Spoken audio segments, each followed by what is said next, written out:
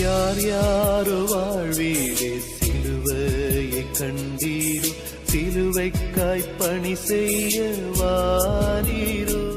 கிறிஸ்துவுக்குள் பிரியமானவர்களே, மரணத்தை ஜெயித்து உயிரோடு எழுந்த ஆண்டவர் இயேசு கிறிஸ்துவின் நாமத்தினாலே SMPM NGPM மிஷனரி இயக்கத்தின் சார்பில் உங்கள் அனைவருக்கும் அன்பான வாழ்த்துக்களை தெரிவித்துக் கொள்கிறோம். அருமையானவர்களே, வருகிற நாட்களில் நாம் ஈஸ்டர் பண்டிகை கொண்டாட இருக்கிறோம். இந்த பண்டிகைக்கு முன்பு நடந்த சில நிகழ்வுகளில் என்ன என்பதை குறித்து உங்கள் மத்தியில் நான் பகிர்ந்து கொள்ள விரும்புகிறேன். அது மாத்திரமல்ல, இப்படி ஒரு ஈஸ்டர் பண்டிகை இல்லை என்றால் ஒரு வியாகுல வேலன், இல்லை என்றால் இயேசு கிறிஸ்துவனுடைய கடைசி பந்தி, இவ்விதமான நிகழ்வுகள் நம்முடைய இந்திய தேசத்தில் இன்னும் 4 லட்சம் கிராம மக்களுக்கு தெரியாது. அன்புக்குரியவர்களே, இந்த மிஷனரி இயக்கம் நம்முடைய இந்திய நாட்டில் இருக்கிற ஒருவர் கூட சத்தியம் என்றால் என்ன, வழி என்றால் என்ன என்று தெரியாமல் இருக்கக்கூடாது என்கிறதை மனதில் வைத்து கிராமங்கள் பட்டணங்கள் என்று சொல்லி தேடி அங்கே சென்று இந்த நற்செய்தி அறிவிக்கிறோம்.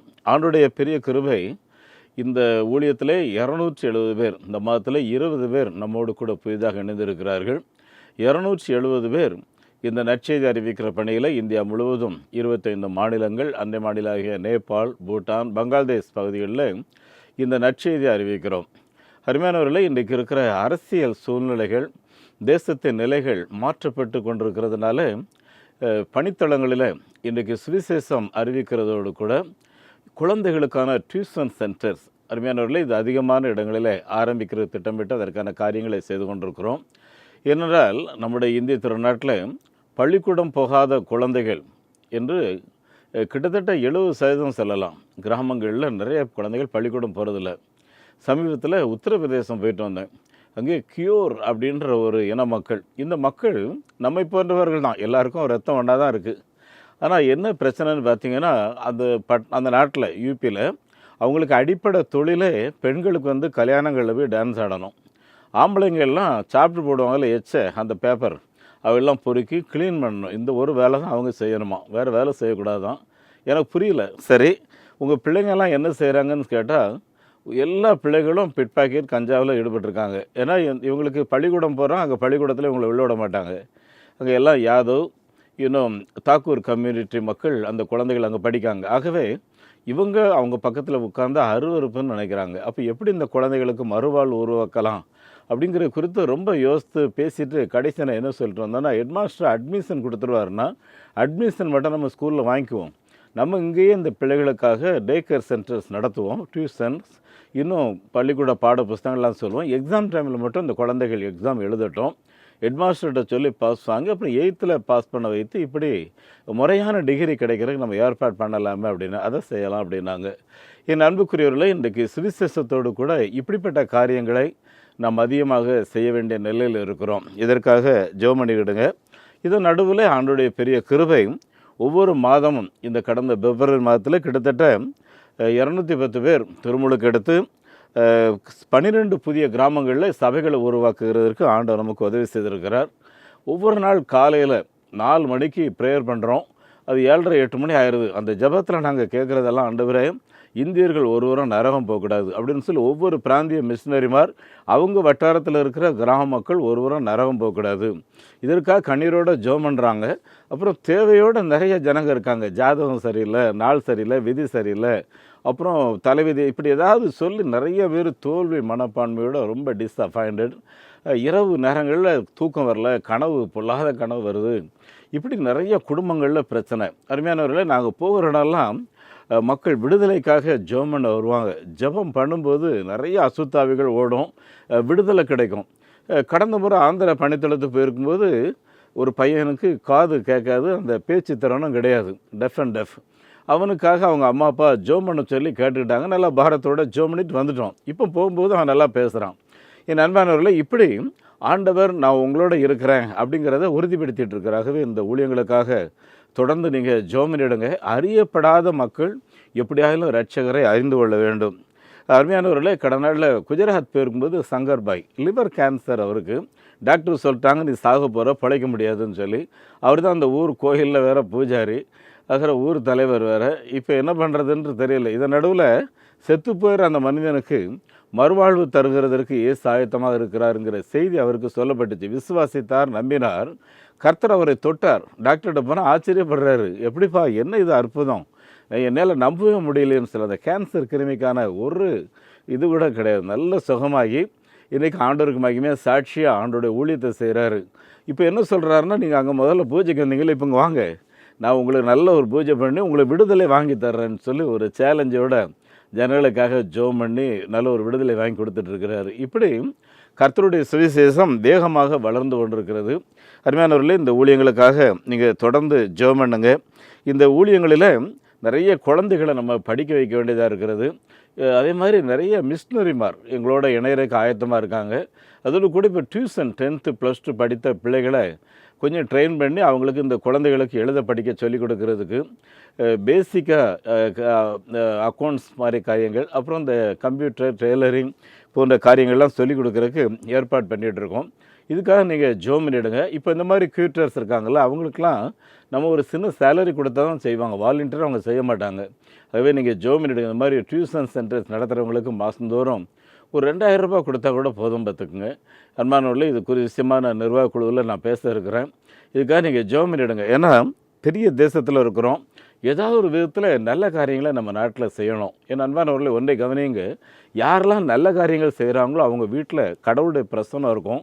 மாத்திரம் இல்லை, ஒரு சமாதானம் இருக்கும். எல்லாவற்றுக்கும் மேலே பார்த்தீங்கன்னா உங்களையும் உங்கள் பிள்ளைகளையும் எந்த தீங்கும் அணுகாதபடி நம்முடைய தேவனாய் கர்த்தர் பராமரித்து பாதுகாத்துக்கொள்ளும். ஆகவே நன்மை செய்கிறவராக நம்முடைய ஆண்டவராக இயேசு கிறிஸ்து சுற்றி தெரிந்தார் அப்படின்னு சொல்லி அப்போஸ்தலர் 10:38 வாசிக்கிறோம். அதே மாதிரி நாமும் நம்மால் இயன்ற நன்மைகளை இந்த பூமியில் இருக்கும்போது செய்கிறோம். அது மாத்திரம் இல்லை, ஒருவர் கூட கெட்டு போகக்கூடாது, ஒருவர் கூட தவறான பாரதியில் போகக்கூடாது.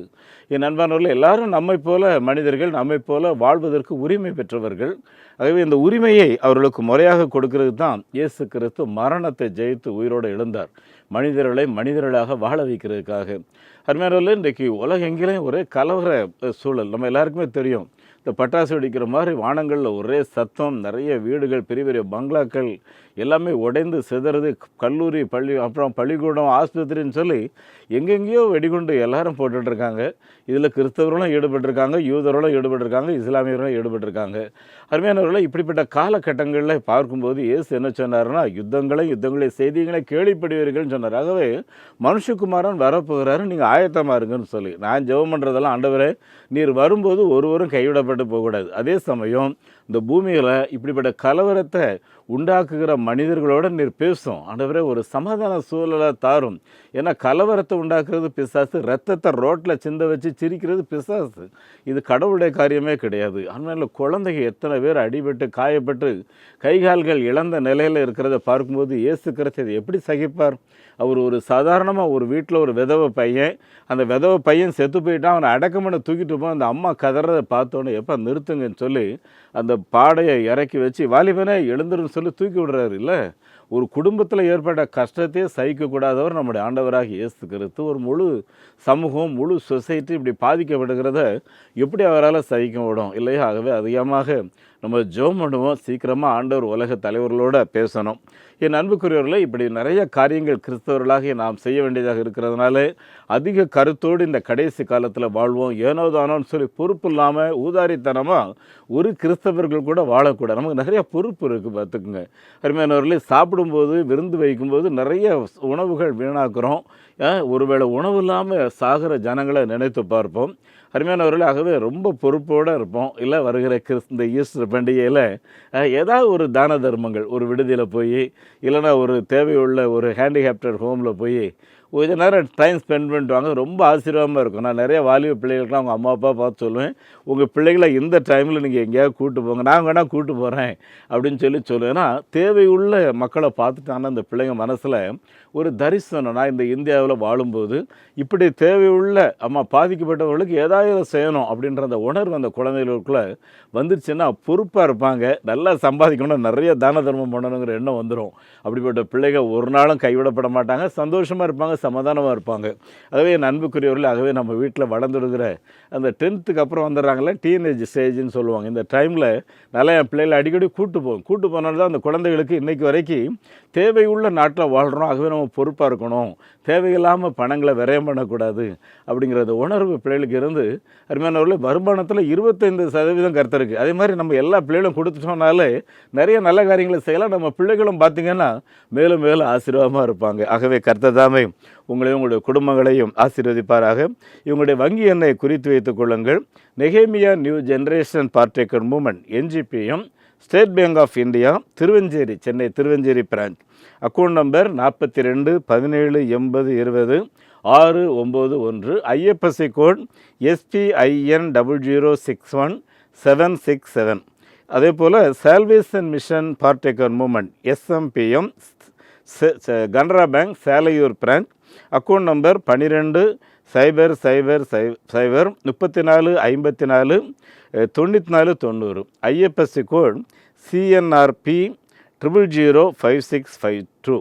ஆகவே இந்த ஊழியங்களுக்காக ஜெபித்துக் கொள்ளுங்கள். அன்பானவர்களே, நம்முடைய ஆண்டவராகிய இயேசு கிறிஸ்து இந்த உலகத்தில் அவர் இந்த உலகத்தை விட்டு கடந்து போக போகிறாரு. கடந்து போகிற அந்த நேரத்தில் அவரோடு இருந்த 12 சீசர்கள் அல்லவா, யோவான் 13 அதிகாரத்தில் நீங்கள் முதல் 2 வசனத்தை வாசித்தீங்கன்னா, ஆரம்பத்தில் இயேசு கிறிஸ்தவருடைய சீசர்களோட எவ்விதமான ஒரு அன்பு வைத்திருந்தார். அந்த அன்பு எள்ளளவு மாறாமல் அந்த அன்பு கடைசி வரையிலையும் அப்படியே நிலைத்து நின்றது அப்படிங்கிறத காட்டிட்டு, அந்த அன்பை இப்போ ஒருவேளை அவர் அவங்க விட்டு போக போகிறார் இல்லையா, அவருடைய பிள்ளைகள் அந்த 12 பேரும் ஃபாலோ பண்ணணுங்கிறதுக்காக என்ன பண்ணுறாருன்னா, 12 பேரையும் ஒன்றா உட்கார வச்சு அவருடைய பாதங்களை கழுவுகிறார். அப்போ பேதுரு சொல்கிறார், ஆண்டவரே நீர் எவ்வளோ உன்னதமானவர், ஏன் கழுவக்கூடாது? பேதுருவே, நான் உனக்கு இப்போ செய்யணும், நான் உனக்கு இதை செய்கிறது நீ ஏற்றுக்கொள்ளணும், எனக்கும் உனக்கும் பங்கு இல்லை, சம்பந்தம் இல்லை அப்படின்னு உடனே அவன் என்ன சொல்கிறான், ஆண்டவரே என் உடல் முழுவதும் நீங்கள் கழுவுங்க, பாதங்கள் மாத்திரம் இல்லை அப்படின்ற மாதிரி அவர் கையில் ஒப்பு கொடுத்துட்றான். பார்த்துங்க.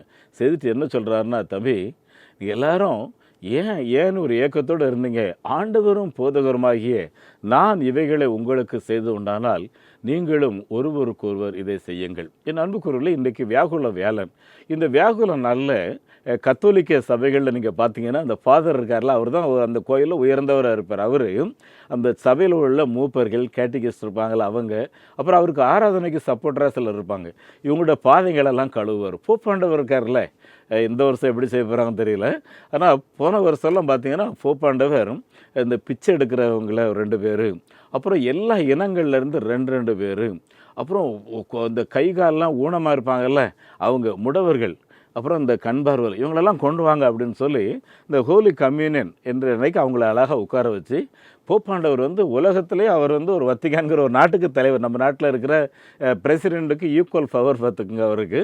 ஆனால் அவர் என்ன பண்ணுவார்னா எல்லாருடைய பாதங்களை கழுவுவார். பார்த்துக்குங்க. என் அன்புக்குரியவர்களே, இதை தான் இந்த வியாகுலன் வேலனில் நம்ம எல்லாரும் செய்ய வேண்டிய ஒரு காரியம். இன்னொன்று பார்த்தீங்கன்னா, நம்முடைய ஆண்டவராகிய இயேசு கிறிஸ்து வெற்றி ஊர்வலமாக ஓசன்னா பாடி அரசராக எருசலேமுக்கு வந்தார். நம்ம எல்லாரும் அதை பாடணும்ல, ஓசன்னா பாடுவோம்னு சொல்லி. என் அன்புக்குரியவர்களே, அதை குறித்து ஆண்டவர் இதை நீங்கள் வாரந்தோறும் கொண்டாடுங்க அப்படிங்கிறதெல்லாம் சொல்லலை. ஆனால் இந்த வியாகுலன் வேலன் அன்னைக்கு அந்த கடைசி ராப்பந்து வைக்கிறார் பார்த்தீங்களா, விருந்து. அந்த விருந்தை மட்டும் என்ன சொல்கிறாரு, இதை நான் திரும்ப வரும் அளவும் என்னை நினைவு கூறும்படி இதை அனுதினமும் செய்யுங்கள். அனுதினமும் இல்லையா அருமையானவர்களே, இன்றைக்கு சிஎஸ்எஸ் சபைகளில் மாதத்துக்கு 2 முறை இருக்கும். அதே மாதிரி மாதத்தின் முதலாவது நாள் அப்படி இருக்கும். கத்தோலிக்க சபைகளில் பார்த்திங்கன்னா டெய்லி இருக்கும். சில இடங்களில் நாசரேத் போன்ற இடங்களில் டெய்லி கம்யூனியன் சர்வீஸ் இருக்கும், அந்த ஹோலி கம்யூனியன். இதெல்லாம் எதற்காகனா என்னை நினைவு கூறும்படி. என் அன்பானவர்களே, ஒரு கிறிஸ்துமஸ் பண்டிகை விமரிசையாக கொண்டாடுங்க, ஒரு ஈஸ்டர் பண்டிகை விமரிசையாக கொண்டாடுங்க அப்படிங்கிறதெல்லாம் இயேசுக்கு நம்ம பண்டிகை கொண்டாடுறோம், நல்லது தான், அதெல்லாம் செய்யுங்க.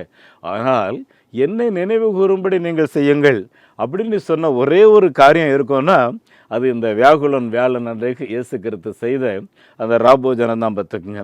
என் அன்புக்குரியவர்களே, நம்முடைய ஆண்டவராகிய இயேசு கிறிஸ்து இதை செய்ததற்கு ஒரு காரணம் பார்த்திங்கன்னா, ஒரு காலத்தில் இஸ்ரவேல் ஜனங்கள் எல்லாரும் அடிமைகளாக எகிப்தில் இருந்தாங்க. அருமையானவர்களே, இந்த அடிமைத்தனத்திலிருந்து ஆண்டவர்களை விடுவிக்கிறார். அந்த விடுவிக்கும்போது அவர் இஸ்ரவேல் ஜனங்களுக்கு என்ன சொல்கிறார் அப்படின்னா, நீங்கள் எல்லாரும் உங்கள் வீட்டில் ஒரு ஆட்டை தெரிந்தெடுத்து கொள்ளுங்கள், அந்த ஆடு எவ்வளவு அந்த ஆட்டில் அந்த கறி இருக்கும் இல்லையா, எவ்வளோ இருக்குமோ அதுக்கு தகுந்த அளவு பக்கத்து வீட்டுக்காரங்களும் சேர்த்துக்குங்க. ஒரு ஆட்டில் 10 கிலோ இருக்கும் அப்படின்னா அந்த 10 கிலோ சாப்பிட்றதுக்கு உங்கள் பக்கத்து வீட்டில் உள்ளவங்க சேர்த்துக்குங்க. மொத்தம் அந்த 10 பேரும் சேர்ந்து அந்த ஆடை நீங்கள் வெட்டணும். வெட்டும்போது அந்த ரத்தம் இருக்கு இல்லையா, அந்த ரத்தத்தை எடுத்து உங்கள் வீட்டு நிலைக்கால்களில், லிண்டலில், மேலே எல்லாம் நீங்கள் பூசிடுங்க அப்படின்னு சொல்லி இயேசு கிறிஸ்து அங்கே சொல்கிறாரு. இந்த ஆலோசனை கேட்டு இஸ்ரவேல் ஜனங்களுடைய எல்லாருடைய வீட்டுகளும் அதை செய்கிறாங்க. அது மாத்திரம் இல்லை என் நண்பானவர்களே, ஒன்றை கவனிங்க. அன்றைக்கி அவங்க எகிப்தில் இருந்தாங்க இல்லையா, இவங்களுடைய ஆராதனை, இவங்களுடைய ஜெபம் நிறைய எகிப்தியர்களுக்கு பிடிக்கும். அதனால் என்ன பண்ணாங்கன்னா, இவங்க செய்கிறத கேள்விப்பட்டு நிறைய எகிப்தியர்களும் அவங்க வீட்டில் அதே மாதிரி செய்தாங்க. கொஞ்ச நேரம் இருக்கும், அந்த சங்கார தூதன் வருகிறான். எல்லா வீட்டிலும் ஒரே மரண ஓலம், பயங்கர சத்தம். ஆனால் எந்தெந்த வீட்டில் இந்த ரத்தம், ஆட்டுக்குட்டியின் ரத்தம் பூசப்பட்டதோ, எப்படி இயேசு கிறிஸ்து நமக்காக பஸ்கா பலியாக சிலுவையில் அறையுண்டாரோ, அந்த ரத்தம் எந்தெந்த வீட்டில் பூசப்பட்டிருந்தோ அந்த வீட்டில் மட்டும் மரண ஓலம் கிடையாது. பார்த்துக்குங்க என் அன்புக்குரிய ஆண்டோடைய பிள்ளை. அதனால தான் நம்முடைய ஆண்டவராகிய இயேசு கிறிஸ்து என்னை நினைவு கூறும்படி இதை செய்யுங்கள் என்று சொன்னார்.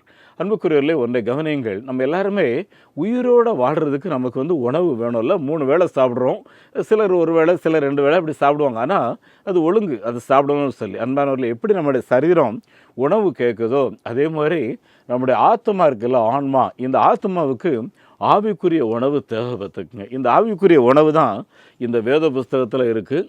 அதோடு கூட இந்த ஆவிக்குரிய உணவு தான் இந்த ஹோலி கம்யூனியன். பார்த்துக்குங்க என் அன்புக்குரியவர்களே, இந்த ஆவிக்குரிய உணவில் நம்ம பங்கு பெறலை அப்படின்னாலே எனக்கும் உனக்கும் பங்கு இல்லைன்னு சொல்லி இயேசு பேதுருவினிடத்தில் சொன்ன மாதிரி செய்கிறார். நிறைய பேர் தேவாலயத்துக்கு வருவாங்க, அந்த ஹோலி கம்யூனியன் நேரம் பார்த்து அந்த எந்திரிச்சு போயிடுவாங்க. பார்த்துக்குங்க நிறைய பேர். என் அன்புக்குரியவரை என்ன அவங்ககிட்ட கேட்டால் என்ன சொல்லுவாங்க, பிரதர் நான் ப்ரீபேர்டாக இல்லை, நான் இன்னும் என்னையை தகுதிப்படுத்தி இல்லைம்பாங்க.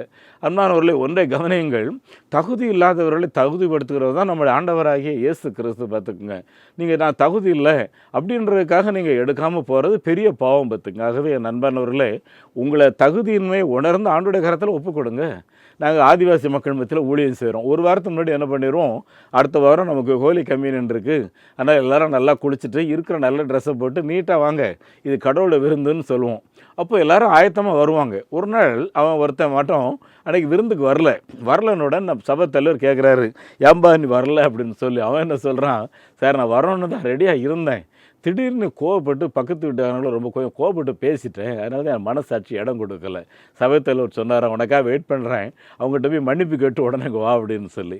என் அன்புக்குரியல ஒப்புரவாகுதலோட அவங்க மன்னிக்கிறாங்களா இல்லையா அது செகண்டரி, அது பிரச்சனை இல்லை. நீ அவங்களோட ஒப்புரவாகிட்டு வந்துரு, அப்புறம் உனக்கு நான் வெயிட் பண்ணி ஹோலி கம்யூனியன் தரேன். என் அன்புக்குரிய இதுதான் பணித்தளங்களில் நடக்கிற நிகழ்வுகள். பார்த்துக்குங்க என் அன்பானவர்களே, நம்முடைய வாழ்க்கையில் இந்த ஆவிக்குரிய உணவை உட்கொள்றதுல நம்ம ரொம்ப கவனமாக இருக்கணும்.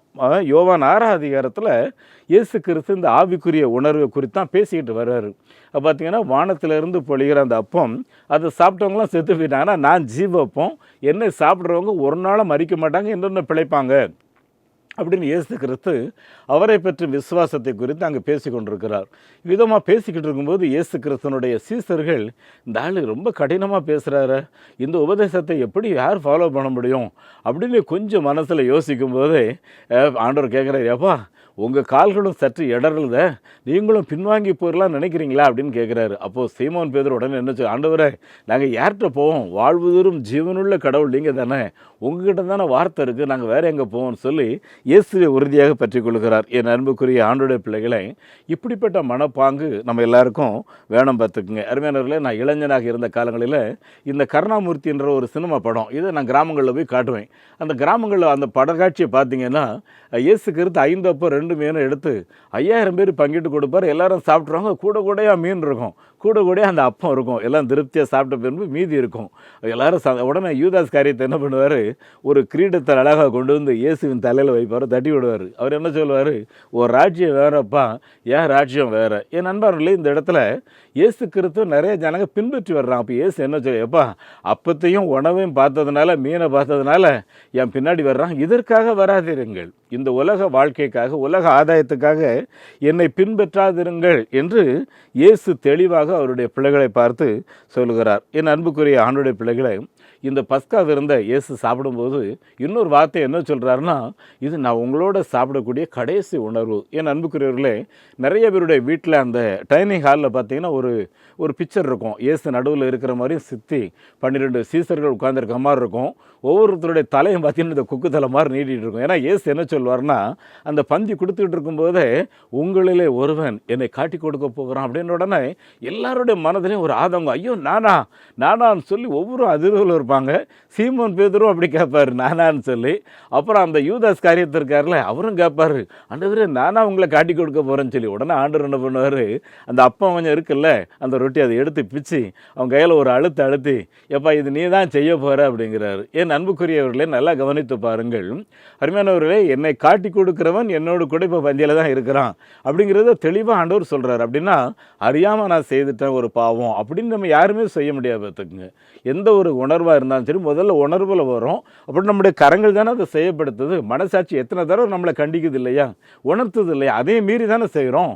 என் அன்புக்குரியவர்களே, ஒன்றை கவனித்துக் கொள்ளுங்கள். ஆண்டவர் சொல்கிறாரு, நீ என்ன காட்டி கொடுக்கறது தான் வந்திருக்கிற, நீ செய்ய வேண்டிய காரியத்தை செய்யுங்கிறாரு. இல்லை, ரொம்ப லேட்டாக தான் மனம் திரும்பி நாண்டு கொண்டு சத்தம், அது வேறு காரியம். ஆனால் உணர்வை இயேசு கிறிஸ்து கொடுக்கிறார். என் அன்புக்குரிய ஆண்டுடைய பிள்ளைகளை, இந்த பஸ்கா விருந்தில் எப்படிப்பட்ட ஒரு எதிர்பார்ப்போடு இருந்ததோ அதே மாதிரி எதிர்பார்ப்பு நமக்குள்ளே இருக்க வேண்டும். கபடு இல்லாமல் இந்த பஸ்கா விருந்து நம்ம எடுக்கணும். பார்த்து மாத்திரம் இல்லை, அந்த ஜாதி இந்த ஜாதின்னு சொல்லி இப்போ நிறைய ஜாதி வேறு. சில கோயிலில் பார்த்தீங்கன்னா அந்தந்த ஜாதிகளுக்கு தனித்தனியாக கம்யூனியன் கப் வச்சு கொடுக்குறாங்க. இதெல்லாம் ரொம்ப தவறான காரியம். இயேசு கிறிஸ்து இவ்விதமான காரியங்களை ஏற்றுக்கொள்ள மாட்டார். நான் சென்னை பேராயத்தை சேர்ந்தவன். எங்களுடைய பேராயத்தில் அவனுடைய பெரிய கிருபை, எங்களுடைய மூத்த பழைய பேராயர் என்ன சொல்லிட்டாரு, இந்த கொரோனா காலத்துலேயும் சரி இந்த ஹோலி கம்யூனியனா ஒரே கப்பு தான், இந்த ஒரே கப்பில் தான் எல்லா ஜாதிக்காரனும் எடுக்கணும் அப்படின்றத ஸ்ட்ரிக்டாக இருந்தார். அது இன்னைக்கு வரைக்கும் ஃபாலோ பண்ணுறேன். எனக்கு ரொம்ப பிடிக்கும். காரணம் என்னென்னா, இயேசு கிறிஸ்துவின் பார்வையில் எல்லாரும் சமந்தான். பார்த்துக்குங்க, அவன் கம்யூனியன் எடுத்து அதனால் அவன் முட்டி போடுற இடத்துல நான் முட்டி போட மாட்டேன், அவன் சாப்பிட்ற கப்பில் நான் சாப்பிட மாட்டேன்னு சொன்னால், என் அன்புக்குரிய அவனுடைய பிள்ளைகள், நீங்கள் கடவுளுடைய மாபெரும் ஆசீர்வாதத்தை இழந்து போகிறீர்கள். அது மாத்திரம் இல்லை, பாருங்கள், இந்த ஹோலி கம்யூனியன் எடுக்கணும்ல திருவிருந்து, இது எடுக்கிறதுனால பரிசுத்த அகஸ்டின் என்ன சொல்கிறாருன்னா, இந்த கம்யூனியன் யாரெல்லாம் பங்கு பெறுறாங்களோ இவங்க தேவனுடைய ஆவியினாலே ஆட்கொள்ளப்பட்டு தெய்வ ஞானம் அவங்களுக்குள்ள இருக்கும், ரொம்ப விவேகமாக காரியங்களை செய்வாங்கங்கிறாரு. இல்லை, எவ்வளோ பெரிய பாக்கியம் இல்லை இந்த ஹோலி கம்யூனியன் நம்ம கொடுக்குற பெரிய பாக்கியம். இன்னொன்று சொல்கிறாரு பாருங்க, இந்த ஹோலி கம்யூனியன் எடுக்கிறனால நம்ம சரீரத்துக்குள்ளே இருக்கிற நோய்கள் இருக்கும் பார்த்தீங்களா, எல்லாம் பறந்து போயிடும்ங்கிறாரு. மூணாவது, கடவுளுடைய சித்தமும் கடவுளுடைய திட்டமும் நம்ம மூலமாக வெளிப்படுங்கிறாரு. பார்த்து ஏன்னா அன்புக்குரியவர்கள் மருத்துவர்கள் ஏன்ட சொல்லிட்டாங்க, நீங்கள் பெரிய பெரிய மீட்டிங்கெல்லாம் பேசாதீங்க, அது மாத்திரம் இல்லை உங்கள் ஹெல்த் நல்லா இல்லை, நீங்கள் பைக்லலாம் போகாதீங்கன்னு சொல்லி. என் அன்புக்குரியவர்களே, நான் இதெல்லாம் அவங்க சொல்கிறது சொல்லட்டும், ஆனால் வாழ்கிறது தேவனுடைய கிருபை இல்லை. என் அன்புக்குரிய ஆண்டோடைய பிள்ளை, அவர் ஜீவன் தர்றாரு, நம்ம வாழ்கிறோம்ல. என் அன்புக்குரிய, நான் ஒவ்வொரு நாளும் கம்யூனியன் எடுக்கும்போதெல்லாம் ஆண்டவரே என்னுடைய ஆன்மாவை பலப்படுத்துகிற மாதிரி என்னுடைய சரீரத்தையும் பலப்படுத்தணும். நான் இந்த ஹோலி கம்யூனியன் நேற்றைக்கு கூட ஒரு கோயிலில் ஹோலி கம்யூனியன் சர்வ் பண்ண சொன்னேன்.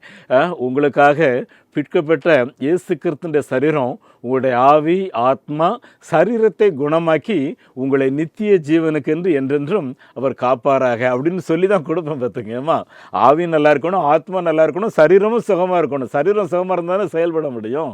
ஆமாம், என் அன்புக்குரிய ஆண்டுடைய பிள்ளைகளே, அப்படிப்பட்ட மாபெரும் ஆசீர்வாதம் தான் இந்த ஹோலி கம்யூனியன். சாக்ரமெண்ட் அப்படின்னு சொல்லுவோம். இது வந்து ஒரு லத்தீன் வார்த்தை. சாக்ரமெண்ட்னா சில காரியங்களில் முன்ஜாமீன்னு சொல்லுவோம். பார்த்தீங்களா, பெரிய பெரிய சில அரசியல்வாதிகள்லாம் முன்ஜாமீன் எடுத்துருவோம். எதுக்குன்னா, அவங்களுக்கு சில யாரோ ரிப்போர்ட் கொடுத்துருப்பாங்க, அரெஸ்ட் பண்ணிடுறதுக்கு முயற்சி எடுப்பாங்க, ஆனால் கோர்ட்டில் ஆர்டர் வாங்கி வச்சுருவாங்க, எங்களை யாரும் அரெஸ்ட் பண்ணக்கூட நான் முன்ஜாமீன் வச்சுருக்கேன்னு சொல்லி. அதே மாதிரி இந்த ஹோலி கம்யூனியன் பார்த்திங்கன்னா பிதாவாகிய தேவனாலே நமக்கு நியமிக்கப்பட்ட முன்ஜாமீன் மாதிரி. பார்த்து வரக்கூடிய ஆபத்து, வரக்கூடிய துன்பம், வியாதி எல்லாவற்றிலிருந்து இந்த ஹோலி கம்யூனியன் நம்மை விடுவிக்கிறது. அன்பானவர்களே, எந்த பாவமும் அறியாத ஒரு ஜீவன் நம்ம கண்ணு முன்னால் துடியாக துடிக்கும். பார்க்குறீங்களா, எந்த ஜீவனும் உடனே போகாதில்ல. அப்படின்னா ஒரு அநியாயமும் செய்யாத இந்த ஜீவன் எனக்காக துடிக்குது. இது எவ்வளோ கொடூரம், இதை கொஞ்சம் உணர்ந்தாவது திருந்தணும் அப்படிங்கிறதுக்காக தான் பாவ நிவாரண பலியை மாத்திரம் அவன் தான் செய்யணும். பார்த்து என் அன்புக்குரியவர்களே, நல்லா கவனிங்க.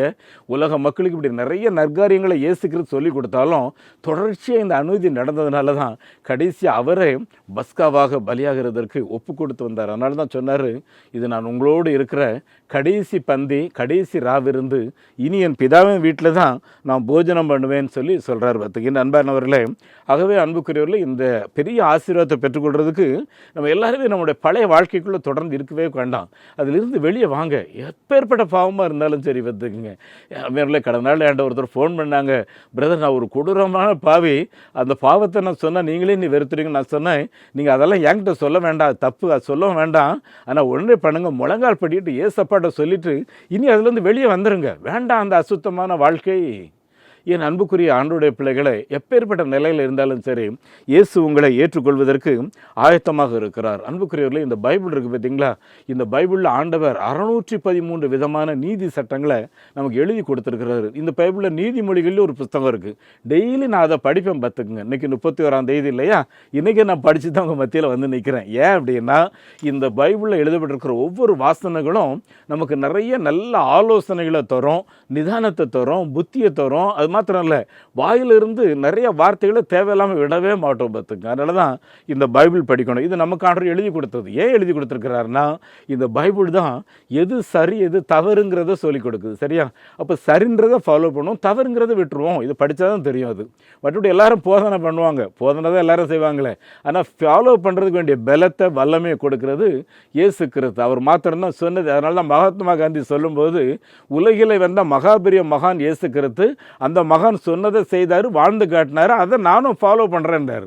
எனக்கு மகாத்மா காந்தி ரொம்ப பிடிக்கும். காரணம் என்னென்னா, அவருடைய வாழ்க்கையில் அகிம்சையை தான் ஃபாலோ பண்ணாரே தவிர கலவரமோ கெட்ட பேச்சை பேசுகிறதோ துன்மார்க்கம் விபச்சாரம் போன்ற எந்த பாவத்திலையும் அவர் விழாமல் தன்னை தூய்மை காத்து. அந்த மாதிரி இலவசமாக சாப்பிடவும் மாட்டார். அது மாதிரி ஒரு முறை இந்த உப்பு யாத்திரை போயிருக்கும்போது அவரை ரொம்பவே வரவேற்று வயசு வேறு ஆயிடுச்சு வச்சுருந்தாங்க. கடைசி அவர் என்ன பண்ணுறாருன்னா, அங்கே போய் பாத்ரூமை கழுவிட்டு இருக்காரு. சார் நீங்கள் எவ்வளோ பெரிய ஆள் இந்த வீட்டில், இல்லையா இன்றைக்கி நான் இலவசமாக சாப்பிட்றேன்னு விரும்பலை, ஏதாவது ஒரு வேலை செய்யணும், என்ன செய்யலாம்னு யோசித்தேன், அதனால தான் எனக்கு இதான் வேலை கிடச்சிது அப்படின்னாராம். என் நண்பானவர்களே, இது எங்கேருந்து கற்றுக்கிட்டீங்கன்னு கேட்டவர் என்ன சொல்லுவார், இயேசு எனக்கு கற்றுக் கொடுத்தார் அப்படிம்பார். இல்லை, கிறிஸ்தவர்களாகிய நாம், என் அன்புக்குரியவர்களே, உயர்ந்த எண்ணங்களோட சிந்தைகளோடு வாழ்கிறதுக்கு நம்முடைய பரமகுரு நிறைய நற்காரியங்களை நம்ம கற்றுக் கொடுத்துருக்கும் போது எப்படி ஃபாலோ பண்ணுறோம் அப்படிங்கிறத கொஞ்சம் யோசித்து பாருங்கள். என் அன்பானவர்களே, நம்முடைய ஆண்டவராகிய இயேசு கிறிஸ்து இந்த பஸ்கா பண்டிகையை நடத்தும்போது அந்த ஒரு பிக்சர் இருக்குது பார்த்தீங்களா, அந்த வரைஞ்ச அந்த லியோனோர் டான்விச் அப்படிங்கிறவர் என்ன சொல்கிறாருன்னா, இது இயேசு கிறிஸ்து உங்களுக்காக செய்த மாபெரும் அற்புதம். சரியா? என் அன்புக்குரிய ஆண்டவருடைய பிள்ளைகளே, நம்ம எல்லாருடைய வாழ்க்கையிலையும் ஆண்டவர் நமக்கு செய்திருக்கிற மாபெரும் பாக்கிய இந்த திருவிருந்து பார்த்துக்குங்க. அருமையானவர்களே, நான் பணித்தளத்துலேயும் சரி, நாங்கள் ஊழியம் செய்கிற ஒவ்வொரு இடங்கள்லையும் சரி திருவிருந்து நடத்துவோம். அந்த திருவிருந்தில் பார்த்தீங்கன்னா பெரிய அதிசயம் நடக்கும். சமீபத்தில் கூட இவங்களுடைய ஸ்டாப் மீட்டிங் வைத்திருந்தோம். ஸ்டாப் மீட்டிங்கில் அந்த ஹோலி கம்யூனியன் டைம் பார்த்தீங்கன்னா ஒரு தெய்வீக பிரசன் அப்படியே நிரம்பி வழித ஒரு அனுபவம் பார்த்துக்குங்க. என்னென்ன இன்னொரு காரியத்தை நான் சொல்லி முடிச்சிடுறேன். நாசரேத்னு சொல்லி ஒரு ஊர் நம்ம எல்லாருக்கும் தெரிஞ்ச ஊர் தூத்துக்குடி மாவட்டத்தில் இருக்குது. அன்புக்குரிய இந்த நாசரேத்தில் இன்றைக்கும் டெய்லி ஹோலி கம்யூன் நடக்கும். ஏன்னா மர்காசிஸ் ஐயர் அங்கே ஊழியம் செய்த காலங்களில் இன்றைக்கு கொரோனா மாதிரி அன்றைக்கி பிளேக் அப்படிங்கிற ஒரு நோயில் நிறைய பேர் வாமிட்டிங் டயரியாவில் செத்துக்கிட்டு இருக்காங்க. அன்றைக்கி கொடூரமாக போயிட்டுருக்கு. இவரால் ஒன்றும் பண்ண முடியல. கையில் வச்சுருந்த மருந்து மாத்திரைகளாக எல்லாரும் கொடுக்குறாரு, எல்லாம் பண்ணுறாரு, ஒன்றும் பண்ண முடியல. அன்றைக்கி ராம் முழுவதும் அழுது ஜனங்களுக்காக சேவைகளை செய்கிறாரு. கடைசியாக ஒன்று பண்ணுறாரு, இயேசு கிறிஸ்து மாத்திரம்தான் அவர் விடுதலை கொடுக்க முடியும்னு சொல்லி அவரும் அவருடைய அசிஸ்டண்ட்டும் சேர்ந்து ஆங்காங்கே டயரியாவிலையும் வாமிட்லையும் கிடந்து எல்லாரையும் கோயிலுக்குள்ளே கொண்டு வர்றாங்க. கோயிலுக்குள்ளே வந்தால் பாட்டு பாடுறதுக்கு ஆள் இல்லை, ஆமேன்னு சொல்கிறதுக்கு ஆள் இல்லை. இவர் ஒருத்தர் தான் எல்லாமே செய்கிறார். செய்துட்டு கடைசியாக அந்த ஹோலி கம்யூனியன் அப்போ அந்த அப்பத்தை எடுத்து திராட்சை ரசத்தில் கொடுத்து வாங்க எல்லாம் ஆயத்தமாக இருக்குன்னு ஒருத்தரும் ஆயத்தமாக இல்லை வர்றது. ஏன்னா பெலன் இல்லை. ஒவ்வொருத்தருடைய நாவலையும் தொட்டு வாய்க்கில் அமுக்கிறாரு. அனுப்பிட்டு முன்னால் வந்து ஜெபம் பண்ணுறார், ஆண்டவரே என்னால் முடிஞ்சதை செய்துட்டேன், ஜீவ அப்பம் நீரை நான் செய்து விட்டேன், இந்த ஜனங்களுக்கு விடுதலை வேண்டும் என்று அவர் ஜெபம் பண்ணிவிட்டு அருமையானவர்களை ஆமீன் போடும்போது முணுகல் சத்தோட ஆமோன் கேட்க திரும்பி பார்த்தா ஒவ்வொருத்தரும் எழுப்பி உட்காந்துரு. அதனால இன்னைக்கு வரைக்கும் நாசிரியத்தில் டெய்லி ஹோலி கம்யூனியன் பார்த்துங்க. ஆகவே என் அன்பானவர்களே, இந்த ஹோலி கம்யூனியனை ஆசையாக எடுங்க. அது உங்களுக்கு உங்கள் குடும்பத்துக்கு ஆசீர்வாதம். கர்த்தர் உங்களை பலப்படுத்துவாராக, எல்லா நோய்களிலிருந்து உங்களை விடுவிப்பீராக. உங்களுக்கு நான் ஜெபிக்க விரும்புகிறேன். பரலோக தந்தையே, இந்த அன்பு நிறைந்த வசனத்திற்காக ஸ்தோத்திரம். வார்த்தைகளை கேட்ட ஒவ்வொருடைய உள்ளங்களிலேயும் 30, 60, 100 பலன் கொடுக்கட்டும். யாரெல்லாம் உடைந்து போய் நரிந்து போய் நோய்களிலே சிக்குண்டு இனி எனக்கு விடுதலை இல்லையோ என்று சொல்லி தவிக்கிறார்களோ, விசுவாசத்தோடு கர்த்தருடைய பந்தியிலே பங்கு பெற்று நீர் வைத்திருக்கும் தெய்வீக ஆரோக்கியத்தை ஒவ்வொருவரும் அனுபவிக்கும்படி, ஒவ்வொருடைய வீட்டிலேயும் சமாதானத்தை அனுபவிக்கும்படி ஆண்டவரே நீர் கிருபை செய்வீராக. அப்படியே நீர் செய்கிறதற்காக ஸ்தோத்திரம். இயேசு கிறிஸ்துவின் நாமத்தில் இந்த இந்த விண்ணப்பங்களை கேட்கின்றோம் பிதாவே, ஆமேன். என்னுடைய ஆண்டவர் இயேசு கிறிஸ்துவனுடைய கிருபையும் பிதாவாகிய தேவனுடைய அன்பும் பரிசுத்த ஆவியானவருடைய நடத்தல் பிரசன்னம் ஆசீர்வாதம் நம் அனைவரோடும் தங்கியிருப்பதாக, ஆமேன். இந்த மாபெரும் நற்செய்தி பணியில் ஒரு ஆதிவாசி குழந்தைய நீங்கள் 600 ரூபாய் கொடுத்து படிக்க வைக்கலாமே, உங்களால் ஏன்ற தொகையை கொடுத்து ஒரு ஆலயங்கள் கட்டுவதற்கு தீர்மானம் எடுக்கலாமே, உங்களுடைய பங்குகள் என்ன?